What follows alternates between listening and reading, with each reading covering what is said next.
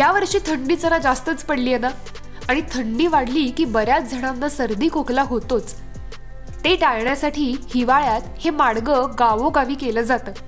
हुलग्याचं किंवा कुळथाचं माडगं, म्हणजेच काय तर गरम गरम कुळीथ सूप. थंडीच्या दिवसात शरीराला आतून उबदार ठेवण्यासाठी या सूपाचा समावेश आहारात होतोच. हे माडगं गोड किंवा तिखट करता येतं. आज आपण मस्त लसूण मिरचीचा ठेचा घालून ही रेसिपी करतोय.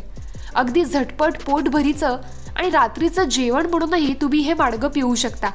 यासाठी कुळीथ स्वच्छ धुवून पुसून मंद आचेवर भाजून घ्यायचे. नंतर त्याचं पीठ करायचं. एवढा वेळ नसेल तर संतकृपा महिला गृहउद्योग हँडमेड मसाले यांचं पीठ तुम्ही वापरू शकता. नंतर नेहमीप्रमाणे फोडणी करून त्यात ठेचा आणि पाणी घालून एक उकळी आणायची. त्यात पीठ पाणी घालून 4-5 मिनिटं शिजवलं की आपलं हुलग्याचं माडगं तयार. खरं सांगायचं तर या रेसिपीविषयी मलाही फारशी माहिती नव्हतीच. एका मित्राच्या सजेशनने मी आज करून बघितलंय. कसं वाटतंय? कुळीथ हे कडधान्य सध्या फारच दुर्लक्षित झालंय. पूर्वी गरिबांचा आहार म्हणून खूप वापरात होतं. भरपूर एनर्जी आणि प्रोटीनचा सोर्स असल्यामुळे हे खरं तर एक सुपर फूड आहे. युरिन स्टोन किंवा किडनी स्टोनवरती ह्याचा खूपच छान उपयोग होतो. स्टोन फुटायला ह्याने खूप मदत होते.